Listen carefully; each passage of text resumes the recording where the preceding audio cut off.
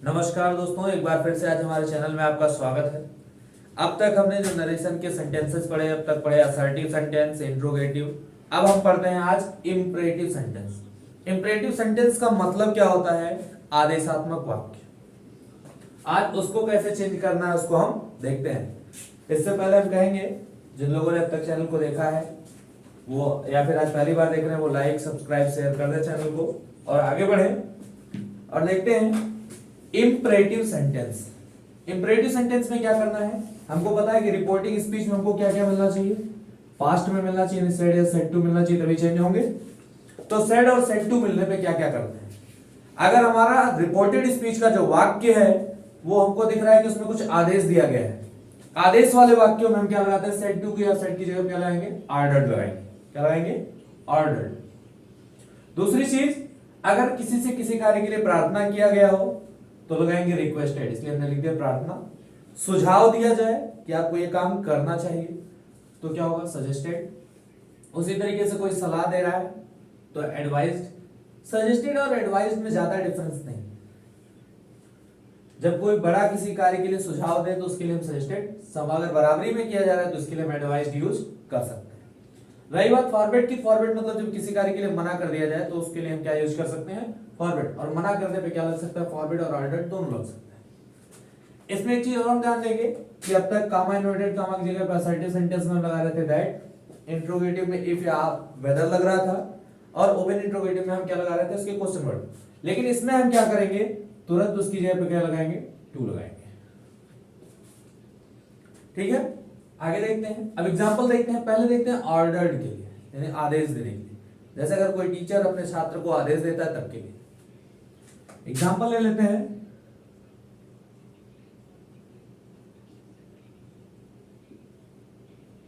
Teacher said to student, teacher ने किससे कहा? छात्र से।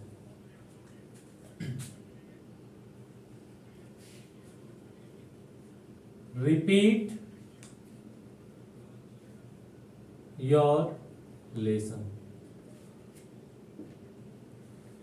यानी क्या है? सेंटेंस दिख रहा है, टीचर सेड टू स्टूडेंट, अध्यापक ने छात्र से कहा, रिपीट योर लेसन, अपना पाठ दोहराओ। तो हमें पता है कि अध्यापक क्या करता है? छात्र को आदेश देता है। ठीक, तो हम देखते हैं हमारा इतना जो दिख रहा है ये हमको दिख रहा है रिपोर्टेड स्पीच, इधर दिख रहा है रिपोर्टिंग। तो रिपोर्टिंग में हमको क्या क्या करना है? आदेश के लिए हमने क्या बताया? सेड या सेड टू की जगह पे ऑर्डर्ड रहेगा, तो हम लिखते हैं टीचर ऑर्डर्ड। ठीक, ऑर्डर्ड स्टूडेंट, ये हमने लिख दिया टीचर ऑर्डर्ड स्टूडेंट। उसके बाद हमने क्या कहा है? कामा इन्वर्टेड कामा की जगह क्या लगाएंगे? टू। हो गया। इतना करने के बाद सेंटेंस को वैसे बनाते चलते हैं, टू रिपीट। हो गया। अब योर हम ध्यान से देखेंगे तो ये सेकेंड पर्सन। कौन सा है? Second person. अब सेकेंड पर्सन का ये पॉजेसिव केस है जो कि अधिकार दिखाता है, तो किससे बदलेगा भाई? ऑब्जेक्ट से। ऑब्जेक्ट हमारा है स्टूडेंट, यानी थर्ड पर्सन। अब वो हो सकता है कि वो जेंट्स भी हो सकता है, लेडीज भी अर्थात लड़की भी हो सकता है, लड़का भी। तो चाहे हम ही यूज कर सकते हैं या फिर सी। तो उसके लिए हम क्या कर सकते हैं? उसका पॉजेसिव केस अगर ही का लगाएंगे तो हिज हो जाएगा, सी का लगाएंगे तो क्या हो जाएगा? हर हो जाएगा।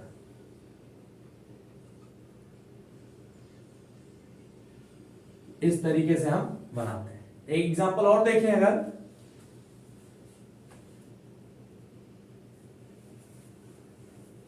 Father said to his son, पिता ने अपने पुत्र से कहा,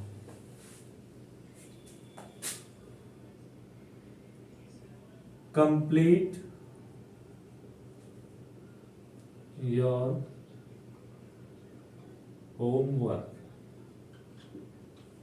पिता ने पुत्र से कहा अपना गृह कार्य पूरा करो, तो ये भी आदेश हुआ। तो सेड टू के लिए हम क्या यूज करते हैं भाई? ऑर्डर्ड। तो बनाते हैं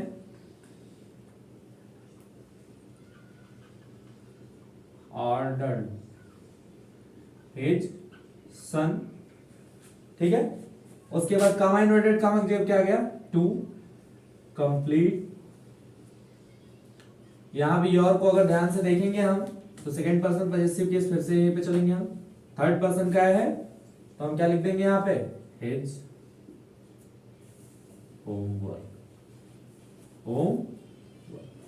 ये तो हो गया ऑर्डर्ड। अगर ऑर्डर्ड ना हो तब देखते हैं। अब आता है रिक्वेस्टेड, अगर किसी से प्रार्थना करें तो he said to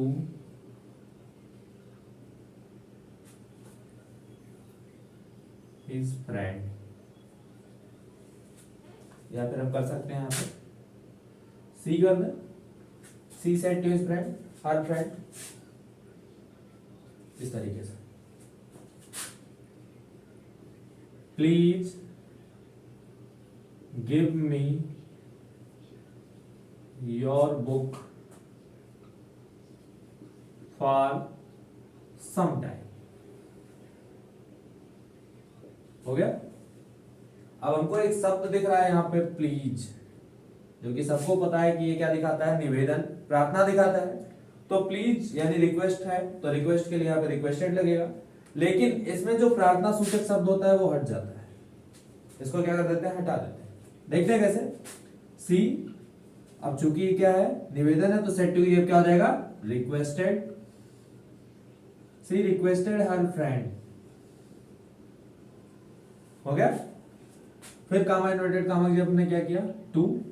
हमने कहा है कि प्रार्थना सूचक शब्द हो तो उसको हम हटा देंगे, इसको खत्म। टू गिव, हो गया। हमको दिख रहा है मी, फर्स्ट पर्सन का ऑब्जेक्ट है ये। अब ये बदलेगा किसके हिसाब से भाई, ये जाएगा सीधे किसके पास, सब्जेक्ट के पास। तो सी का सब्जेक्ट हमारा सी है, तो उसका ऑब्जेक्ट क्या होता है, हर। अब योर को अगर ध्यान से देखेंगे तो हमारा क्या है, ये सेकंड पर्सन का फिर क्या है, पॉजेसिव केस, तो किसके पास जाएगा, इसके पास। थर्ड पर्सन तो क्या हो जाएगा, हिज। अब चाह सकता है लड़की भी हो, यहाँ पे हर हो सकता है। अगर हर लगाएंगे तो यहाँ पे कॉमा लगा देंगे, फिर इसको ब्रैकेट कर देंगे, बुक फॉर सम टाइम। इस तरीके से हम रिक्वेस्ट वाले वाक्यों को बनाएंगे। अब देखते हैं किसको, सजेस्टेड को। जब कहीं पे सुझाव दिया जाए, जैसे डॉक्टर मरीज को सुझाव देता है,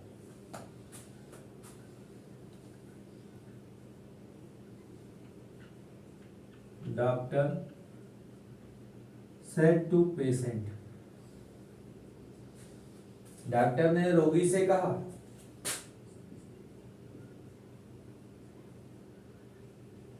टेक मेडिसिन टाइमली,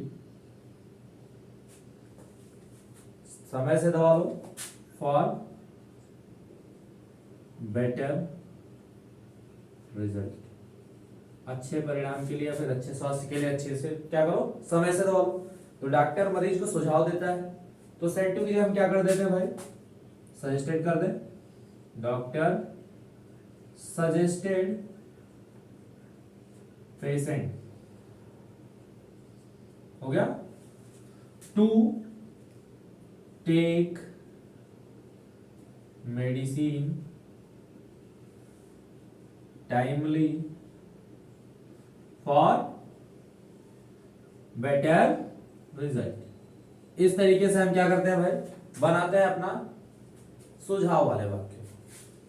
आगे हम चलेंगे, सुझाव के बाद एडवाइस मतलब सलाह, ठीक है। ऐसे ही वो भी बनेगा, बस केवल सजेस्टेड की, अब क्या आएगा, एडवाइस। अगर आपको इसको नोट करना है तो आप चाहे इसको स्क्रीनशॉट लेकर के रख सकते हैं, तब तक हम आपको कुछ समय देते हैं।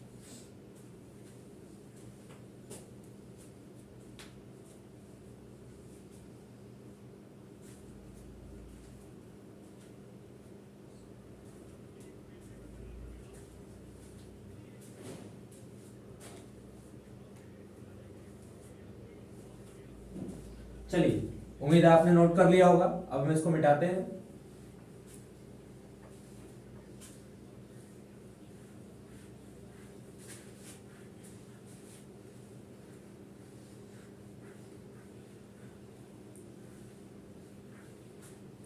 चलिए अब आगे देखते हैं हम लोग किस पे, एडवाइज्ड की तरफ बढ़ते हैं।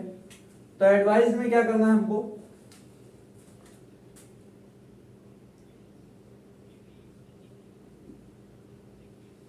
माई फ्रेंड सेड टू हर, मेरे मित्र ने उससे कहा। ठीक। रन फास्ट, तेज दौड़ो, टू विन द रेस। तो भाई मित्र ने कहा है मतलब सलाह दिया है। सलाह दिया है, क्या सलाह दिया है कि तेज दौड़ो, किस लिए? रेस को जीतने के लिए। तो सलाह के लिए हम क्या लगाते हैं भाई? एडवाइस लगाते हैं। तो माई फ्रेंड सेड टू, क्या करते हैं भाई? एडवाइज कर देते हैं। क्या कर देते हैं? Advised her to run fast to win the race. यानी इस तरीके से सजेस्टेड एडवाइस एक दूसरे की जगह पे लग सकते हैं, कोई दिक्कत नहीं। लेकिन हम ध्यान किस पे देंगे? अब फॉरवर्ड पे। फॉरवर्ड का मतलब होता है काम को मना करना, क्योंकि ऐसे वाक्यों में हम ऑर्डर्ड भी लगा सकते हैं, फॉरवर्ड। लेकिन अंतर क्या आता है? ऑर्डर्ड लगाएंगे तो वाक्य हमारा निगेटिव ही रहेगा, लेकिन अगर फॉरवर्ड लगाएंगे तो उसमें से नॉट हट जाएगा। एग्जाम्पल देखते हैं।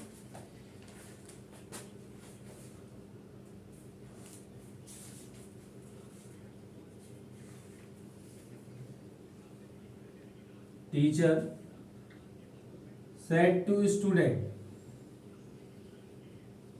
स्टूडेंट्स, टीचर ने छात्रों से कहा, डोंट वेस्ट योर टाइम,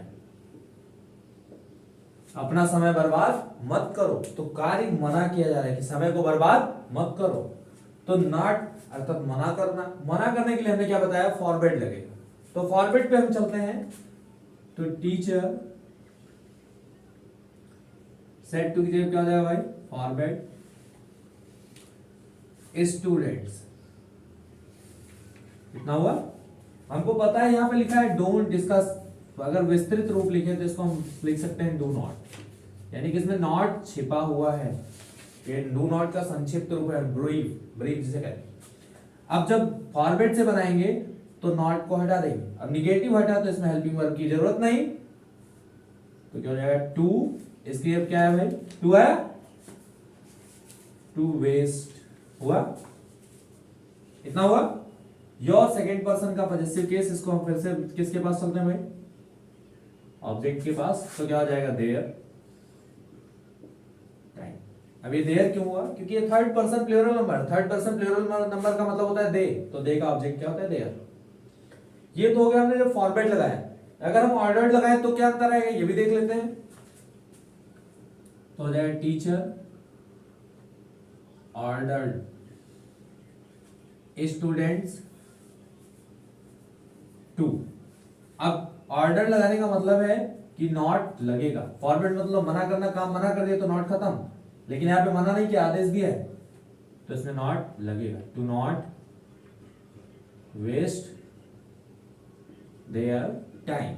इस तरीके से इसका एक आदि एग्जांपल और देखते हैं हम।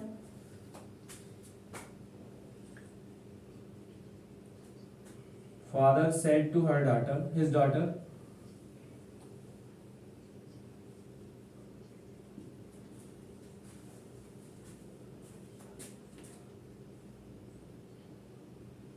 do not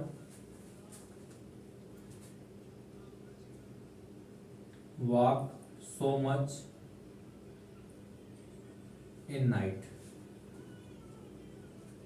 पिता ने अपने पुत्री से कहा रात में अधिक मत घूमो। यहां भी मना किया गया, तो यहां से ऑर्डर लगाए चाहे फॉरवर्ड लगाए। तो फॉरवर्ड पे चलते हैं पहले।